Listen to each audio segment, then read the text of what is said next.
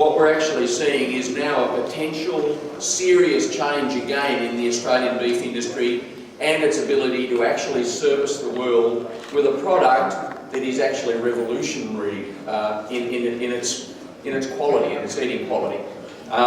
So therefore, we've got some remarkable opportunities. It's not just the traceability, but Australia's disease-free, clean type of image, and so that's just across Australian product in general, not just limited to the Wagyu side of things. And I think that's something the industry as a whole certainly needs and wants to maintain from that perspective. We're seeing issues in other industries, whether it be the dairy industry, where a product may be contaminated or something like that, and you can see what sort of damage that could do to an industry, such as Fonterra in New Zealand recently.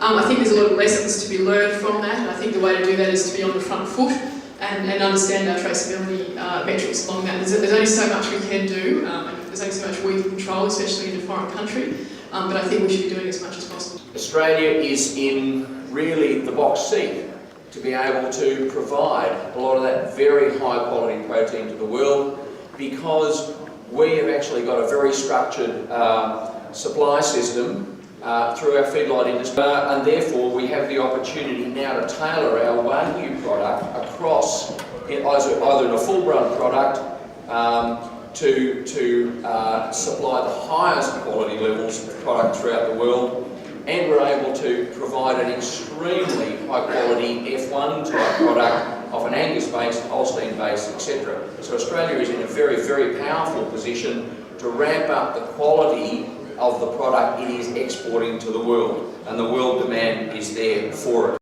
The judge's comments: extraordinary meat. Tender, extremely juicy, rich textures with plenty of flavour and pleasant, lasting taste on palate. The work that's coming out of genomics and the development of Wagyu EBVs for breeding for our members. And this has been compiled through research with AGBU, which is the Australian Genetics Breeders Unit, and we've taken into account real carcass traits and eating quality traits right at the end of the production cycle. So taking carcass traits of marbling, of hot standard carcass weight, and we've also brought in new EBVs as well of marbling percentage, so the level of marbling within the eye muscle, because a lot of our product is going beyond Australian Ausmeat Marble Score 9.